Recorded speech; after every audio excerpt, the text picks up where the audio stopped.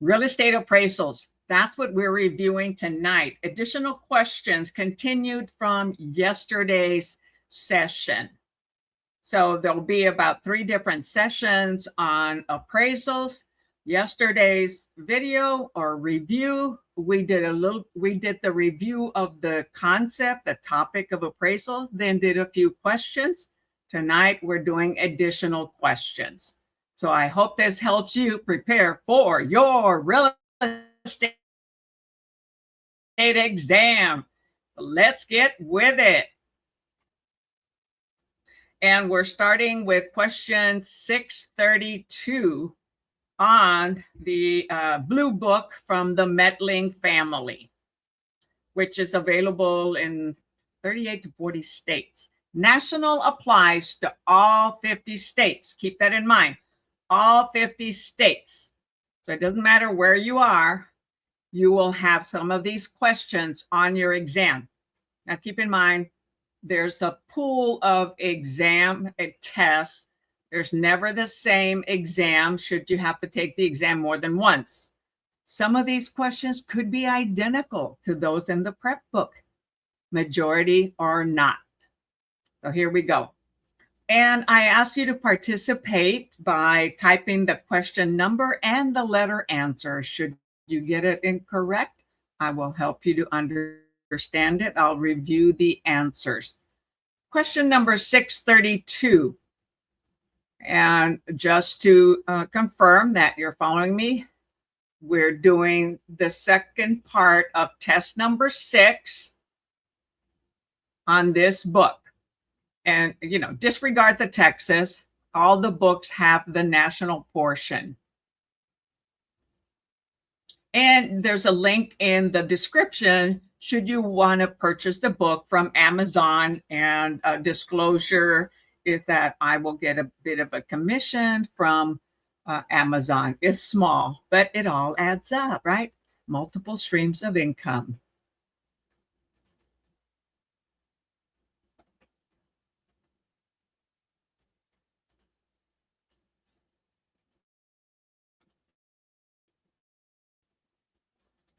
All right.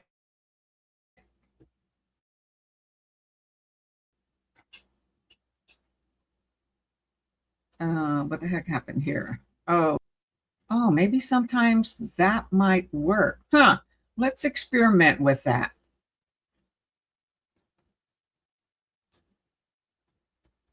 Number 632. Which of the following statements properly describes the central methodology of the cost approach to appraisals? The cost approach to appraisals deals with costing the land and the improvements minus depreciation, accumulated depreciation on a property where there aren't any sales comparables. So A, apply a depreciation factor to the reported actual cost of acquiring and improving the subject property. The subject property is the property in question that's being sold and bought. B, estimate the cost of building the improvements on the subject property.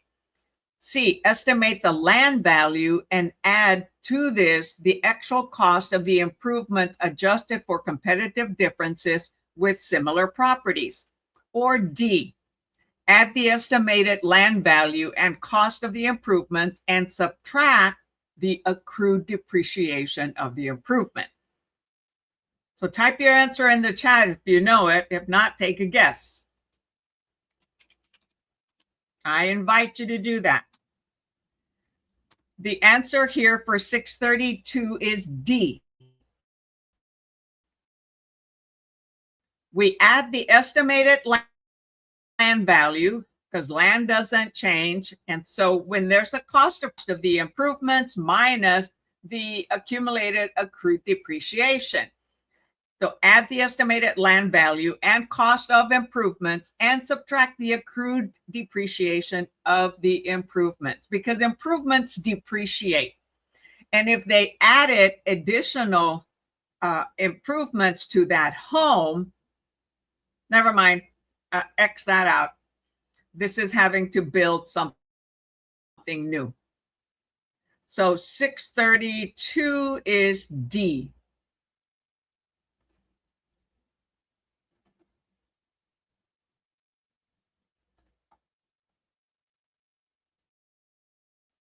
Okay, 633.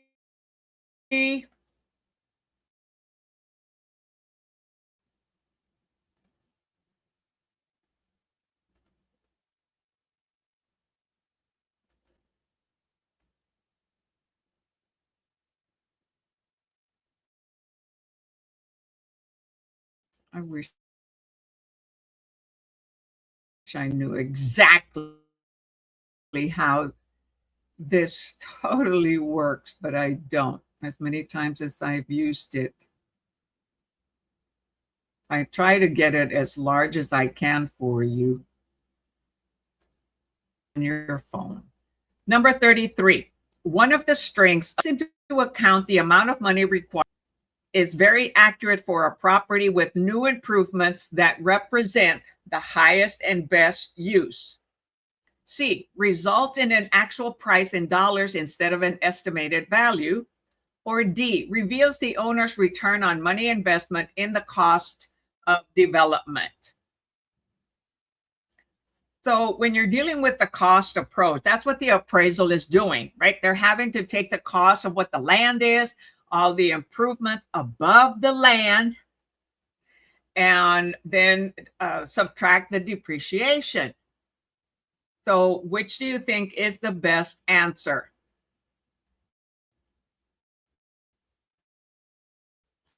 The answer here for 633 is B, boy.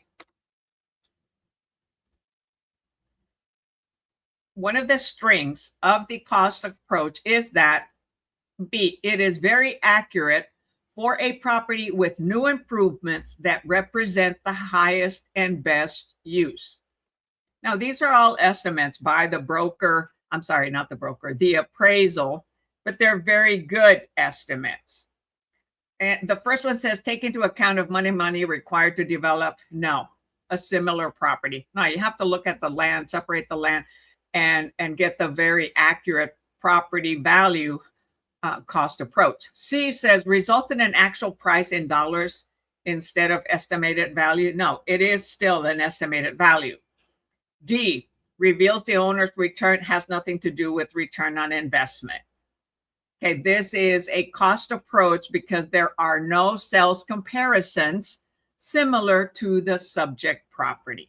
Remember, there are three different types of appraisals. The sales comparable approach, the cost approach, and then the income approach. So there are three. The income approach is used for investments. Number 34, the principle underlying depreciation from physical deterioration is that A, eventually a property loses all of its value. B, a property loses a portion of its value each year because of economic obsolescence. A property loses the same increment of value each year over the economic life of the property. Or D, the value lost to depreciation is incurable. So investment properties are a tax shelter for investors. And they buy it for a reason. They get to depreciate it every year for a certain number of years, at least 27 and a half years, or up to 33 or 35. And this is done by the accountant. And so it's a tax shelter. And then the property also can appreciate based on the economy and the market values. So the answer here for 634 is C, the principle underlying depreciation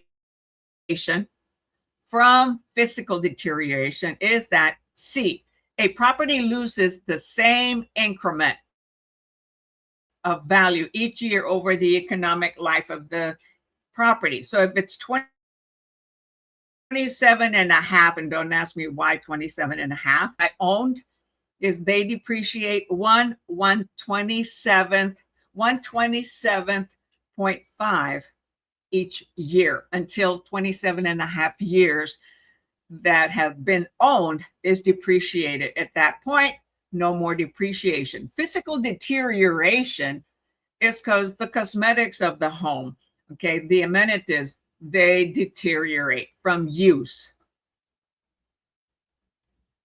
So that's the big difference. Depreciation is the value of the property in a certain number of increments that are deducted from the value.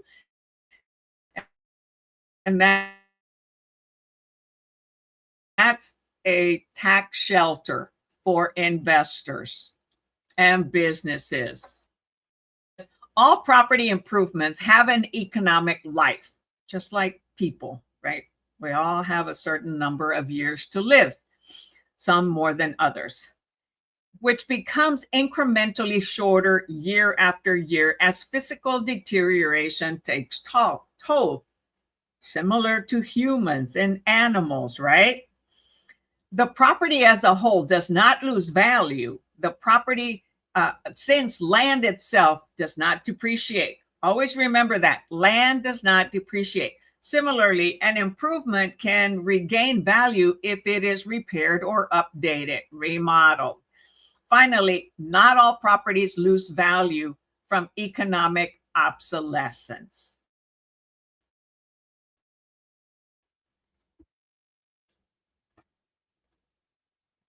So 634C.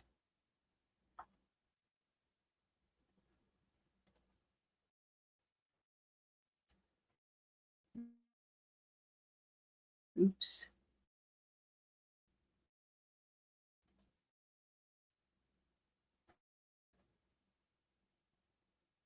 Okay, 635.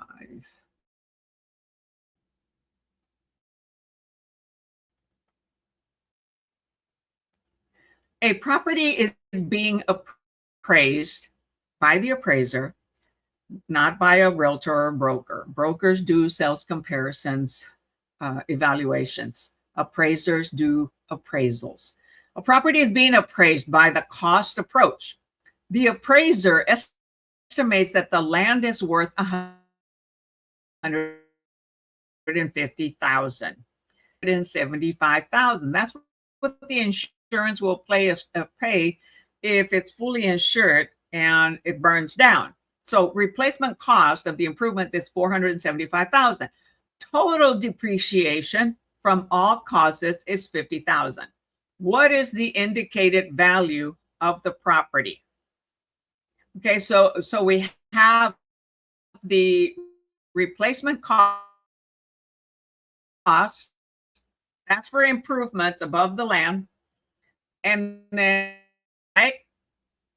But then we have to subtract the cost of depreciation, because that depreciates every year, and it's $50,000. So $475,000 plus $150,000 minus $50,000. What does that give us? So 475 minus 50 is 425. 425 plus 150 is what? 575? Yes, the answer here is D, 635D, 575. So some things we can calculate mentally. Always best to do it on writing with a pencil or paper, or of course on your calculator, which they allow using now, a simple calculator. 635D.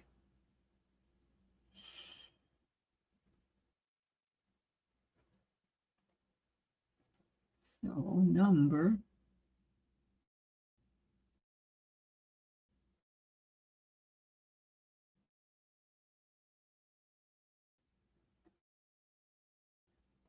apply the income capitalization approach to appraisal.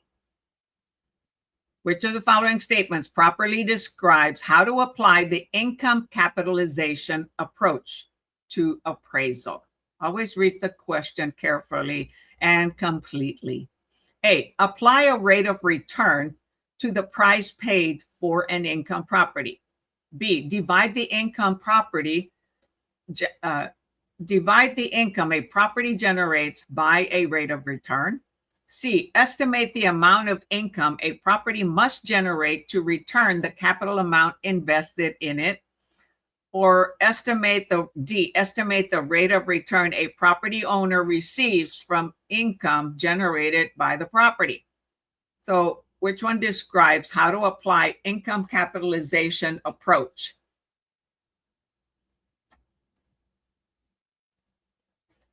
So the answer here for 636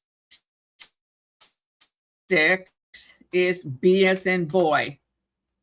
Divide the income a property by a rate of return to give the value. So an appraiser obtains an indication of value from the income capitalization method by dividing the estimated net operating income. The operating net income is the gross income they get either monthly or yearly. And you must remember, are they asking for a monthly answer or for an annual answer? Here, it doesn't come into play, but I just want you to understand that. And to come up with what a rate of return or the value of the property. So remember to keep the units of monthly or annual. So an appraiser obtains an indication of value from the income capitalization method by dividing the estimated net, all operating expenses, the value of the property minus operating expenses gives us the net operating income for the subject property by the rate of return or capitalization rate, which equals the net operating income divided by the cap rate. I'm sure you've heard cap rate, and net operating income equals the value. So value of the property equals net operating income divided by cap rate. If we don't know the cap rate, okay, then it's going to be the net operating income divided by the value. If we don't know what the net operating income could be generated, then we can say, okay, we know the cap rate of competitive properties times the value of the property that it sold for. That'll give us what kind of a net operating income it may get. So you can always work backwards to check on the answer to your problem when you're calculating with numbers. An equation, in other words. Number 37, a strength of the income capitalization approach is that it, A, uses a rate of return that is required for all potential purchases in a market. B, yields an accurate projection of investment income. C, uses a method that is also used by investors to determine how much they should pay for an investment property. Or D,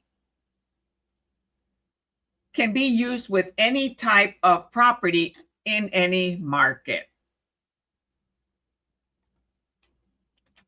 I wouldn't say that. So can't use it on regular home residential properties that someone is buying for themselves. So you can eliminate D. The answer here for 637 is C as in Charlie. The strength of income capitalization rate or capitalization approach is that it uses a method that is used by investors to determine how much they should pay for an investment property. So investment properties will use gross rent margin. So it's basically, it's not basically, it's for investment properties on how you would calculate that. An 8% cap rate or a 10% cap rate. And from then we use the formula. If we know the price of the property, the value of the property, and we have what net operating income is, right? then we can calculate a problem like that as net operating income divided by the cap rate will give the investor a value that they could buy that property for.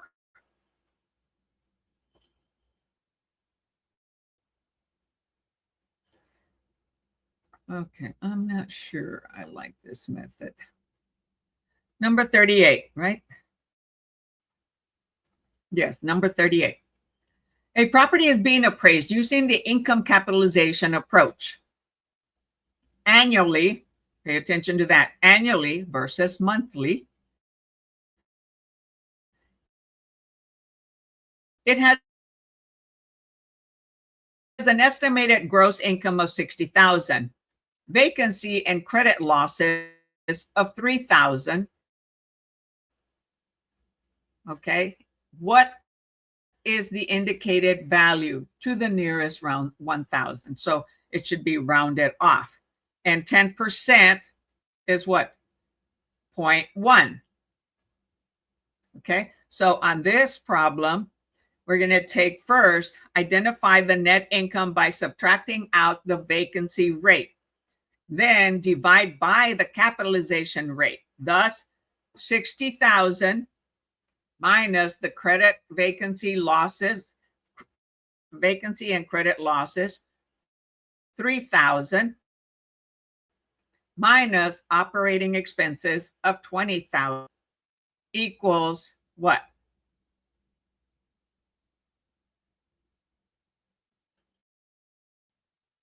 The answer here is 300 using a capitalization rate of 10%.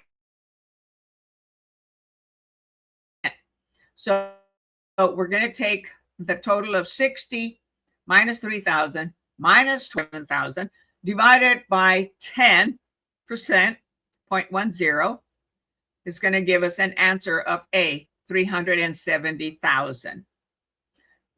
What is the indicated value to the nearest 1,000? 370,000. So when you divide a whole number, a larger number on top, a smaller number on the bottom, which is the 10%, we're going to end up with a large, very large number, which is the value of the property. So 638 is A, 370,000.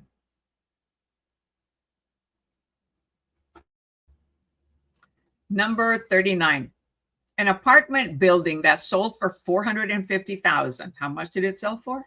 450,000.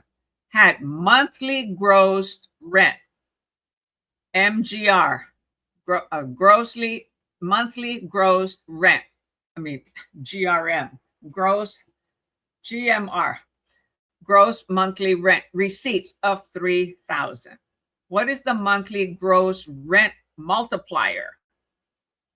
Is it A, 12.5, B, 0.1, 1%, C, 8%, or D, 150? So here you're going to take 450,000, which is the value of the building at what it sold for, and then divide by 3,000. And 3,000 will give us a number of D, 150. So 3 goes into 450 15 times.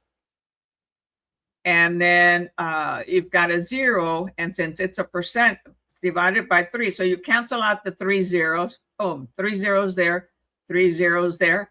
Leaves us with 450 divided by 3 is 150.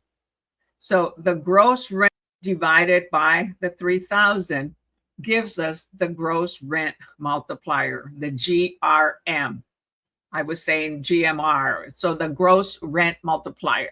So gross rent multiplier deals with monthly gross used to come up with a value for a property when you know the multiplier and either the value of the property or they give you the receipts of monthly gross income. The other one is gross income multiplier, and that deals with the annual gross income. So 639D.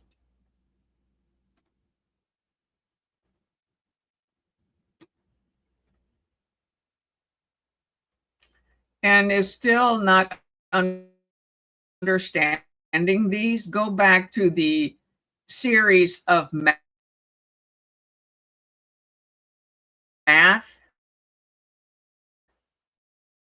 video. Has a whole list where I reviewed all the math concepts, the formulas, and it talks about the gross rent multiplier and the gross income multiplier.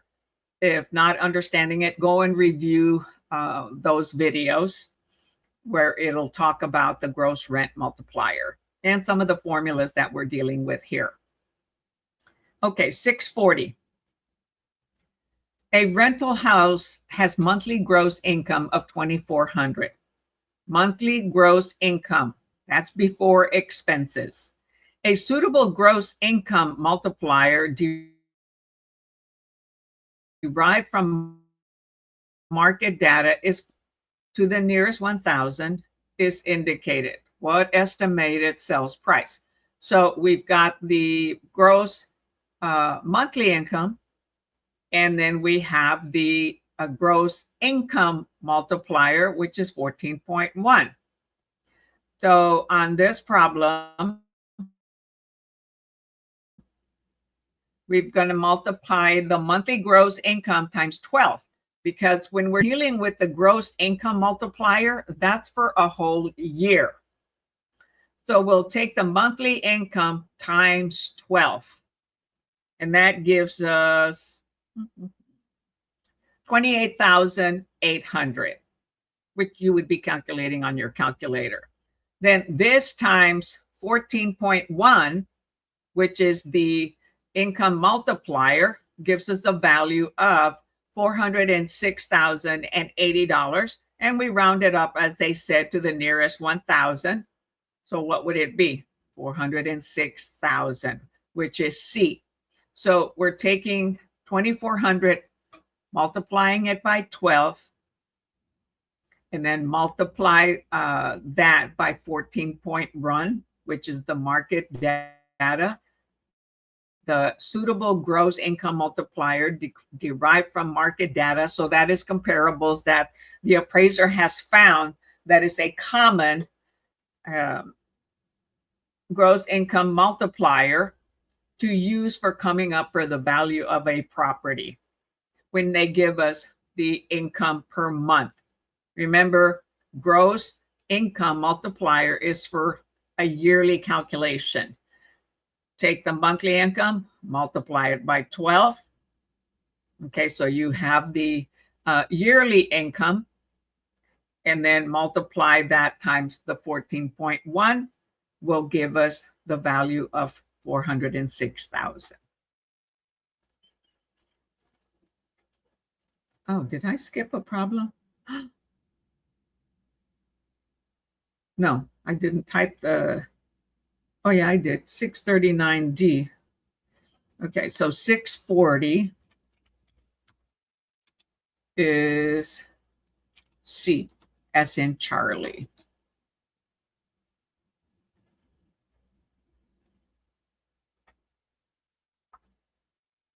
Okay, next. 641. A certified appraiser, that is certified by the appraisal board, not by the real estate commission. That's here in Texas. I'm not sure about every other state. So you would have to check on your state portion of your material, your prep book, to find out who certifies appraisers. So a certified appraiser is one who has received certification by a licensed real estate school. Well, these are national questions. Keep that in mind. B, the Appraisal Institute. So C, the state in which the appraiser operates. Or D, the Appraisal Review Board.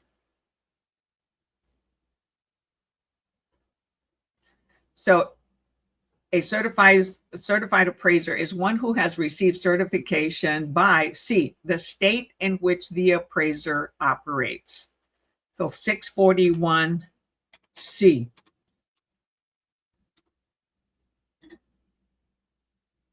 So a state certified appraiser is one who has passed the necessary examinations and competency standards as established by each state in conformance with the federal standards.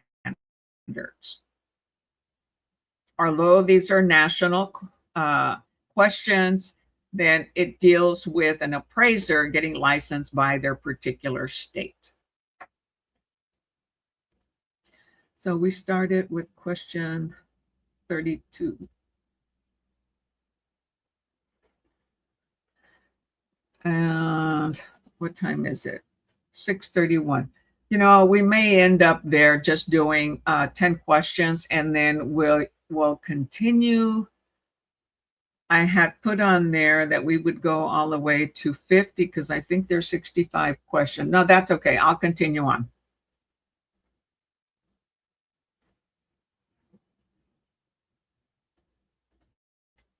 Number 42. The act that required federally related appraisals to be conducted by a certified appraiser is known as A, the Financial Institutions Reform, Recovery, and Enforcement Act, FIRREA. Remember these acronyms. The Uniform Standard of Professional Appraisals Practice Act, USPAPA.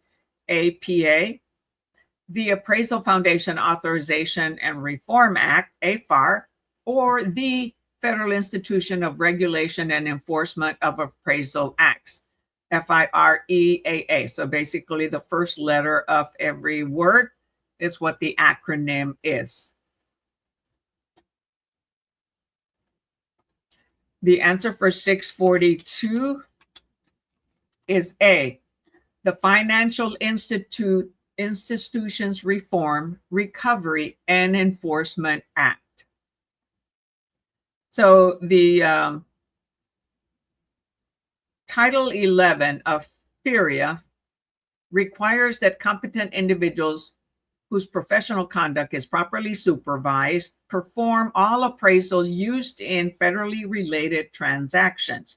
As of January 1st of 1993, such federally related appraisals must be performed only by state certified appraisers. So if a buyer has a lender from online who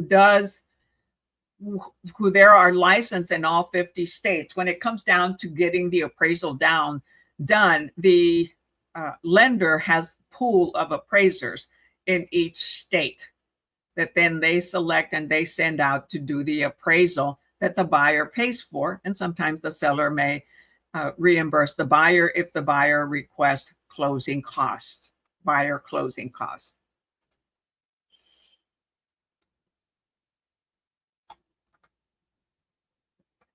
Number 43.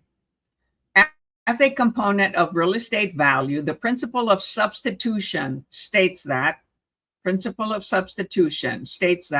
A, if two similar properties are for sale, a buyer will purchase the cheaper of the two. B, if one of two adjacent homes is more valuable, the price of the other home will tend to rise. C, if too many properties are built in a market that the price will tend to go up, tend to go down. If too many properties are built in a market, the prices will tend to go down. Or D, people will readily move to another home if it is of value. So what is the principle of substitution? Buyers are comparing homes. And when there's a lot of properties available, are they going to pay for one that has similar or identical amenities? Will they pay less or more for that similar property? That's the principle of substitution. The answer here for 643 is A.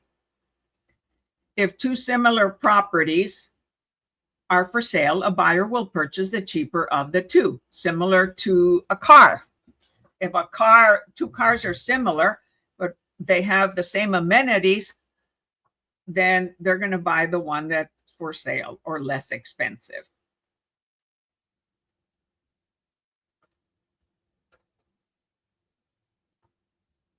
$644.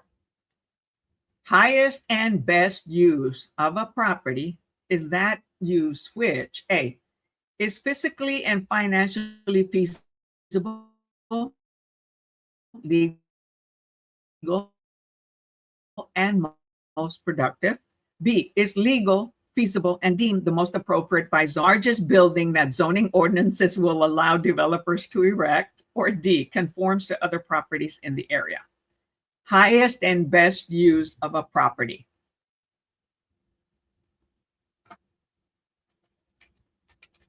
Oops.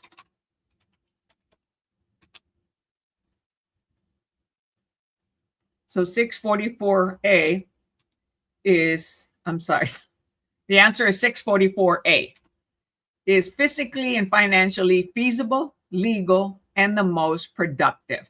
That is the highest and best use of a property, is that use which is physically and financially feasible, legal, for the zoning and all and permits, and the most productive. So, so here the answer in the book. Sometimes I read the answers here. This valuation principle holds that there is theoretically a single use for a property that produces the greatest income and return. A property achieves its maximum value when it is put to this use. The use must, however, be legal.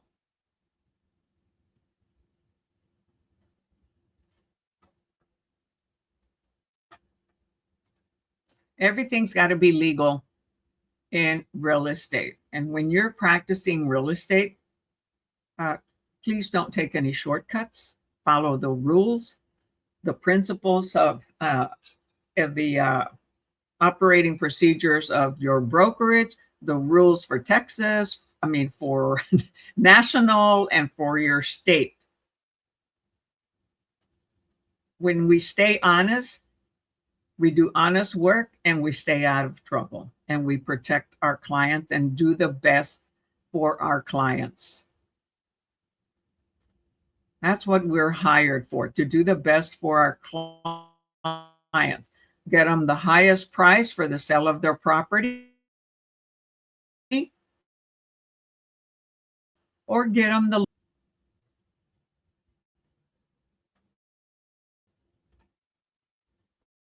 Okay, 645. That works, but oh, here we go.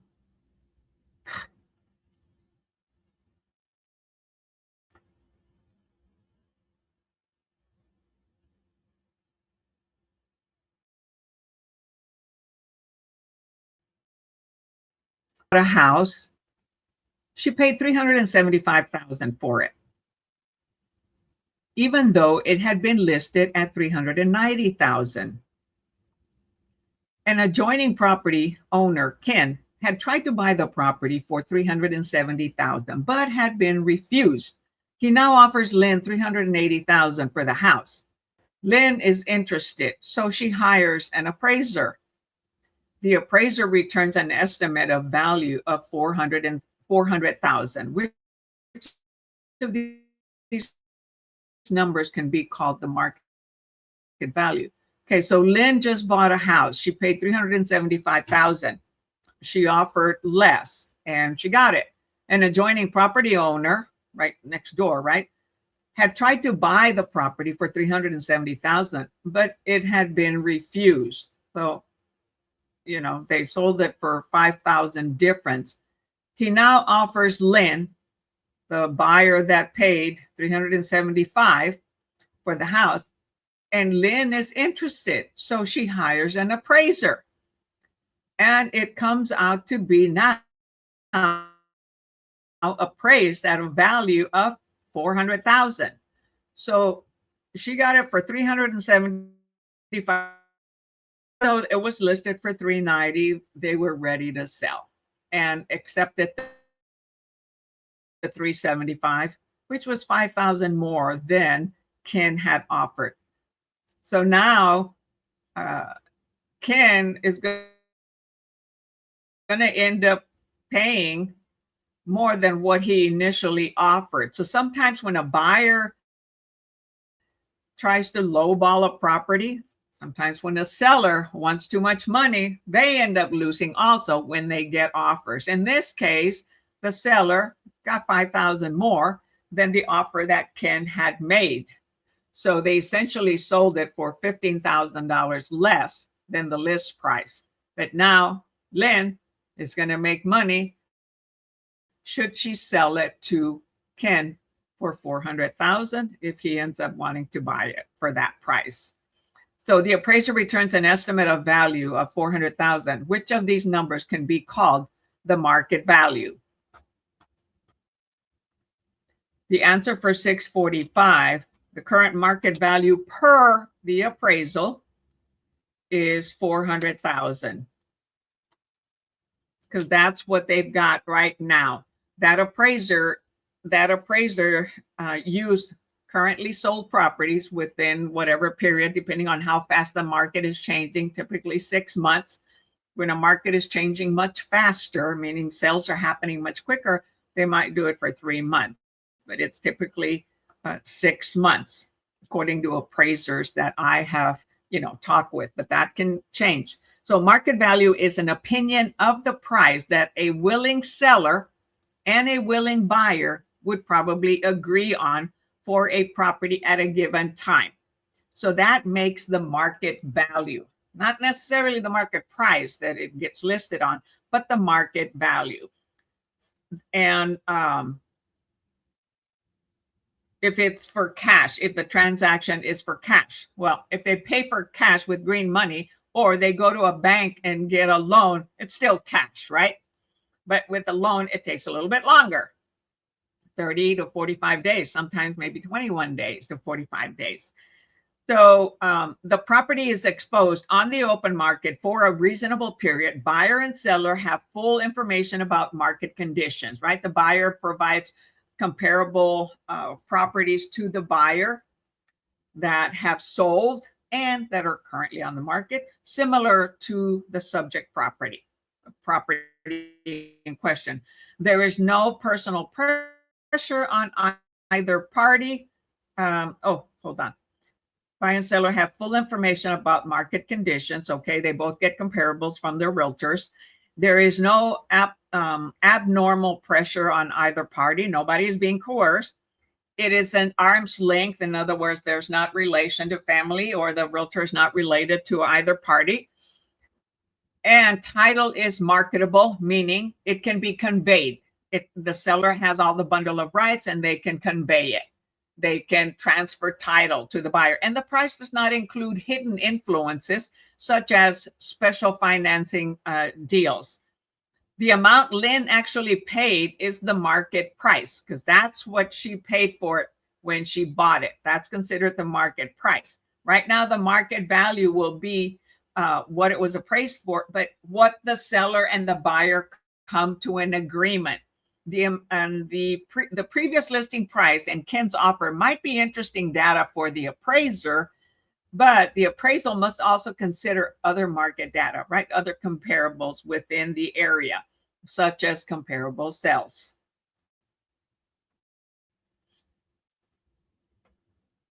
So these books that provide answers comes in really good and beneficial for you. That's why I like this particular book, the blue book. Some prep books give you the letter answer like I type and do not explain the answers. So when choosing a book to study with, look for one using the link that I have, or one that you like that also has explanation of the answers. Because sometimes just getting the letter answer, we still don't understand it, and we have to go do research.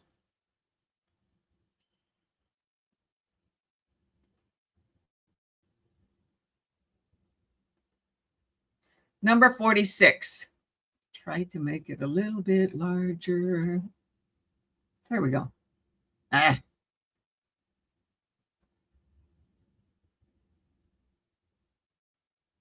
We are, 46.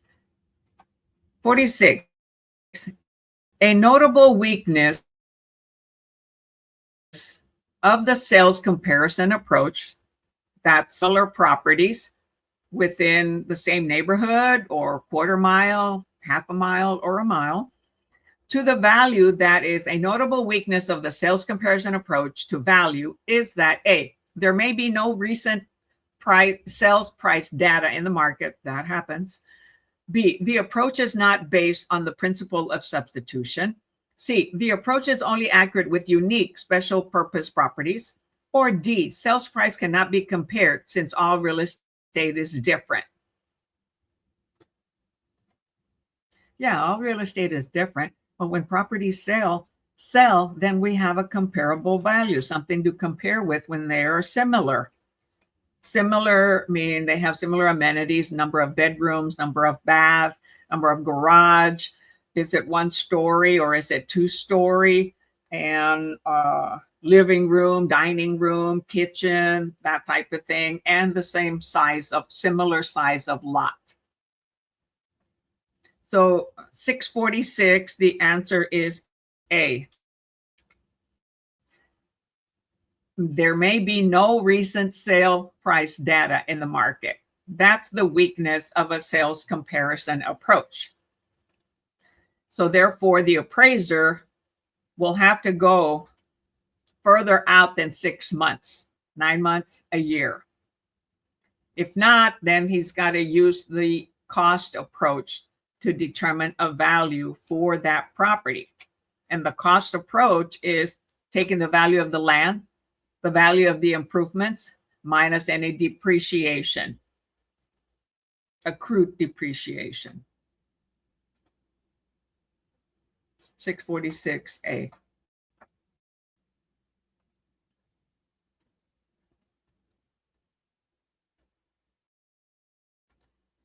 Okay, I need to wet my throat.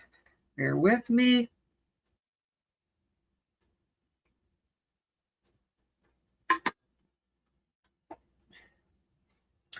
Number 47, 647. In the market data approach, an appraiser does what? A, chooses nearby comparables, adjusts the subject for differences, and estimates the value. B, gathers relevant price data, applies the data to the subject, and estimates the value.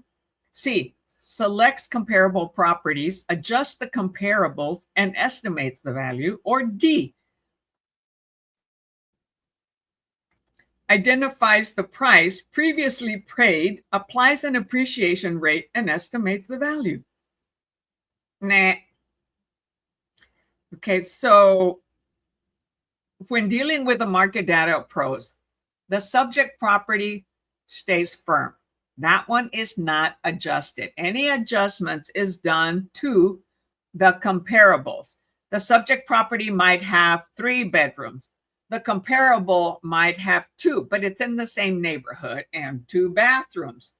But the subject property has 3 bedrooms and 2 baths. So to the comparable property, 1 bedroom needs to be added to bring its value up. So the answer for this one is C, 647C. Select comparable properties, adjust the comparator, never adjust the subject property, the property in question, the property in escrow that's under contract between the seller and the buyer. That's considered the subject property.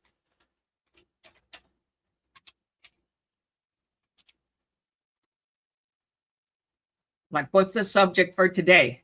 Appraisal. We don't change it. We explain it. Not that that's the best comparison, but that's the subject today, right? Appraisal. And the subject property is the one that's going to closing. And that's the one that the the appraiser leaves the same and makes the adjustments to the comparables, whether they're larger, nicer, then they deduct from it. If it's a lower, not necessarily lower quality, but lower features on the other house, they add to it until they come to an average property of all the comparables. They add and subtract, and hopefully there's not a lot of difference.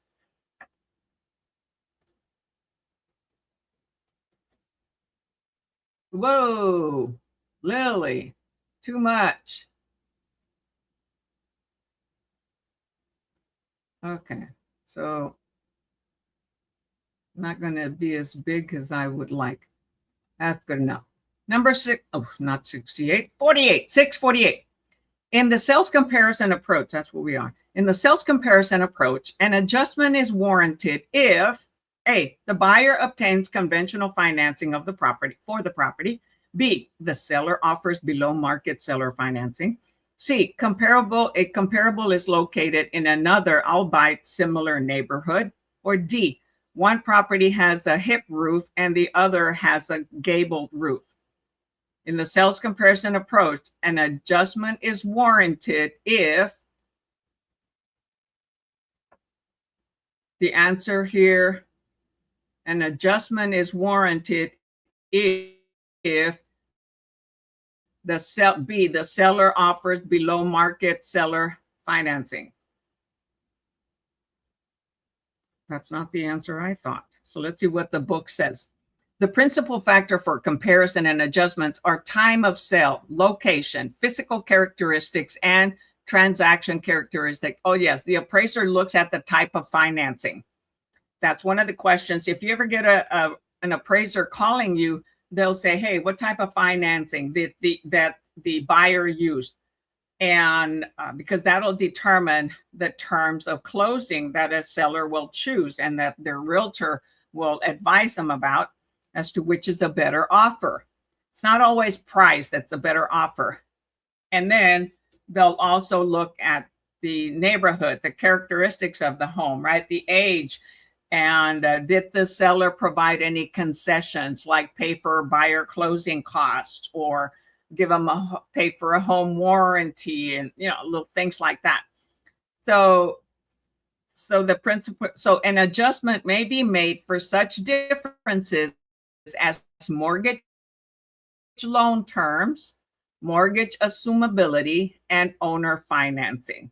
Forgot to think about that. So a sales comparison approach, in the sales comparison approach, an adjustment is warranted if B, the seller offers below market seller financing. So sometimes seller finance properties sell much quicker and a seller and a buyer can get a better deal. A lot of times the buyer may have to put a larger down, but if the seller is more easier to work with, it'll be less difficult to do a seller financing that it may be an FHA loan, a VA loan, or a conventional financing loan, because the seller and the buyer may say, hey, I don't want a home inspection, or I don't want this. And the seller says, yeah, I don't need that either, but I'd like a little bit more down payment. So that is also a major consideration that an appraiser is going to take when doing their adjustments on the comparable of properties.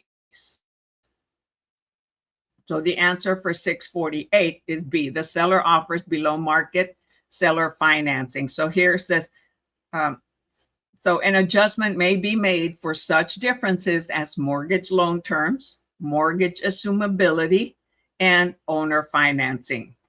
So the principal factors for comparison are the time of sale, location, physical characteristics, and transaction characteristics, right? And so the transaction characteristics be the type of financing, closing date, contingencies, other contingencies, things like that. So 648B, as in boy.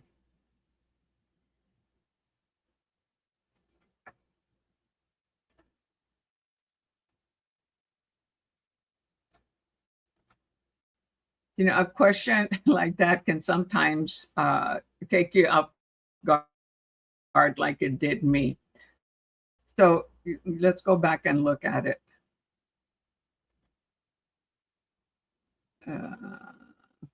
What was it? 648.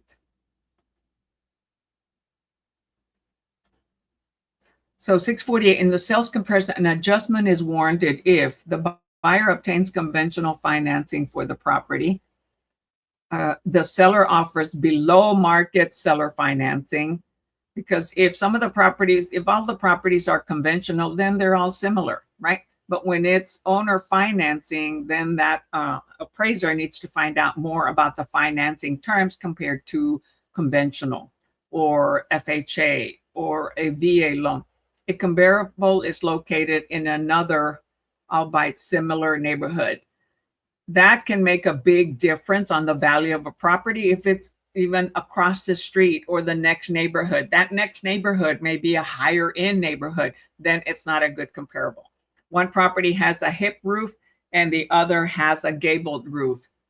The appraiser is going to have to make some adjustment, maybe bigger adjustment, and he probably will not use any of those as a comparable.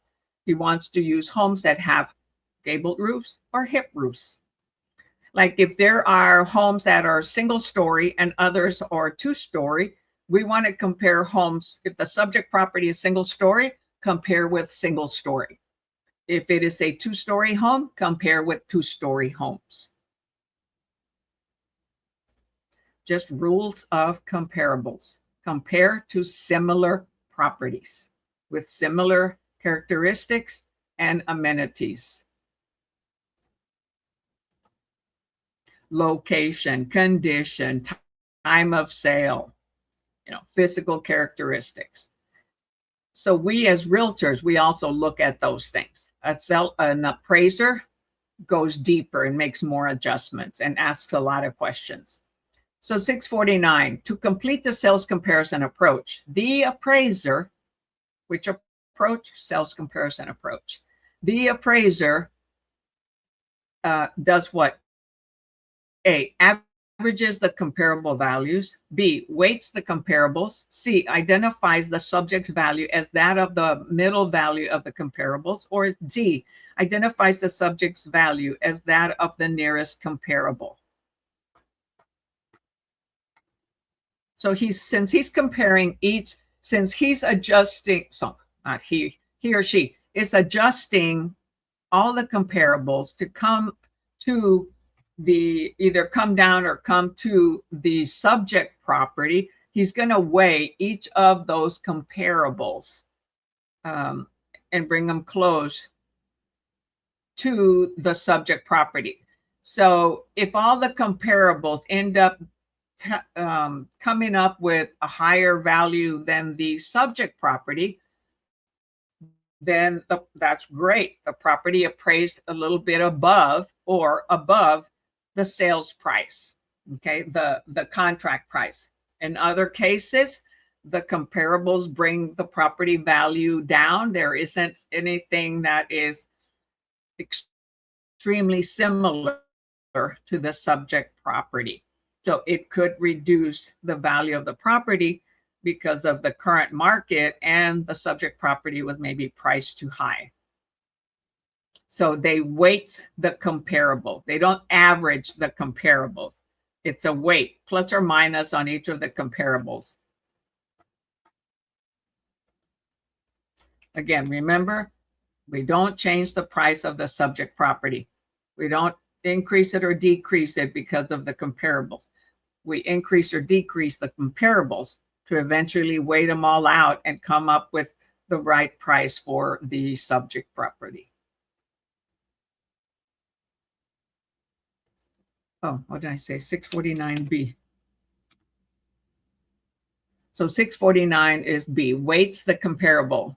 The last step in the appraisal approach is to perform a weighted analysis of the indicated values of each comparable. The appraiser, in other words, must identify which comparable values are more indicative of the subject and which are less indicative. However, all comparables are taken into account, not simply the nearest comparable.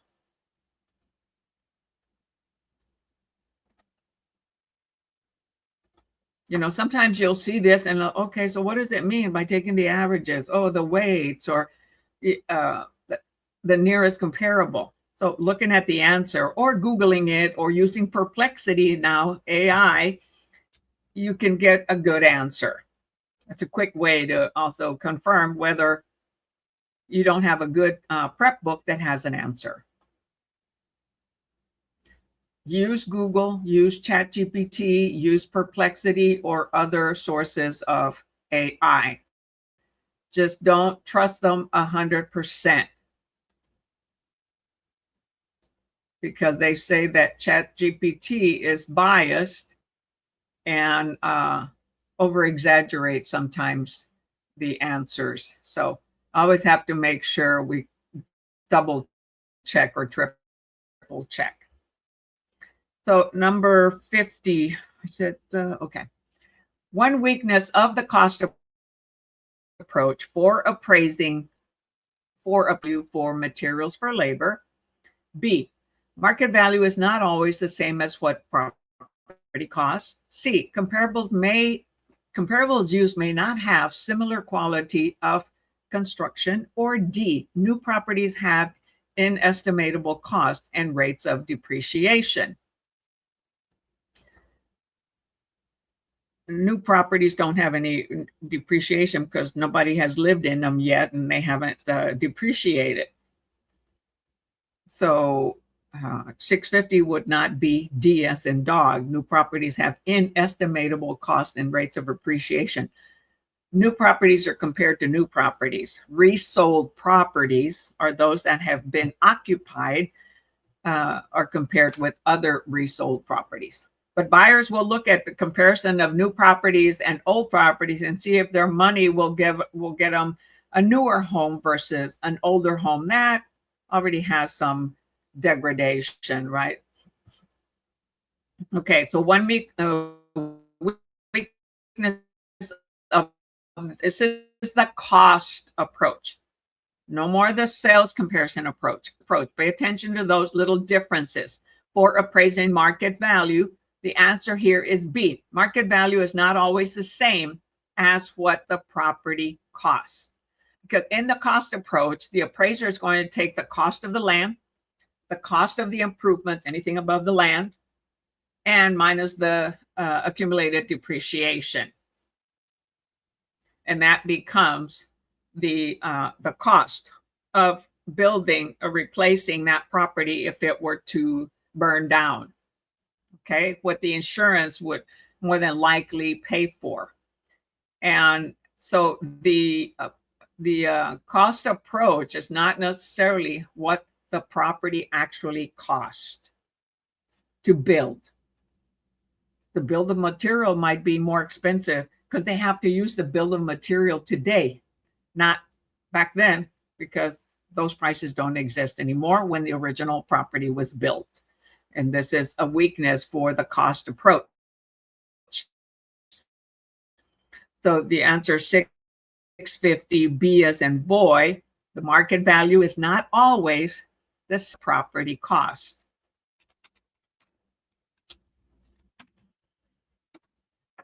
$650B.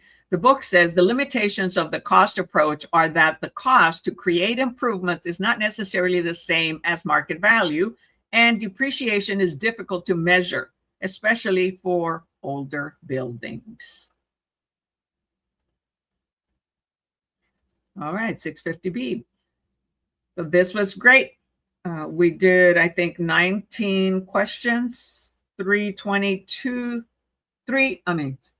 test 6, 32 through 50.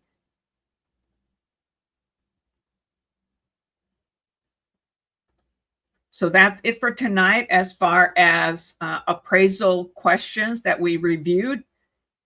If you're not sure of the questions that we just reviewed, go back to the review video where I explained the books description of what an appraisal is,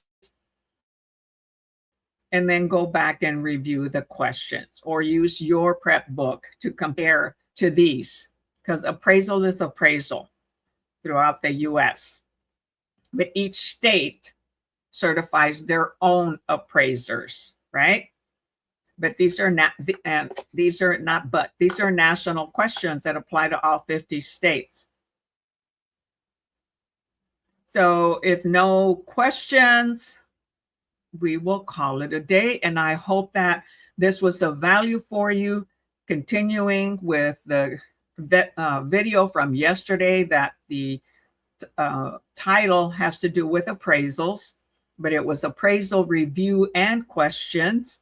And I labeled the thumbnail also appraisals review and exam prep. So you can review those two. We'll have one more class, one more review session having to do with the rest of the questions for the appraiser, because there's a total of 65 questions. So in the next class, we will do an additional 15 questions.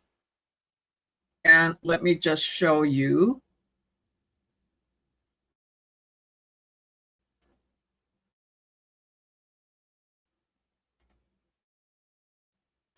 So in this, refer this to, and not always my students, but others, they refer to it as the blue book, because no matter what state is in, it's a blue book.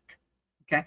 So it has the overview and instruction. So review of national law, real estate math, which we did that. I did a series of 4, 1 through 4 for the math review.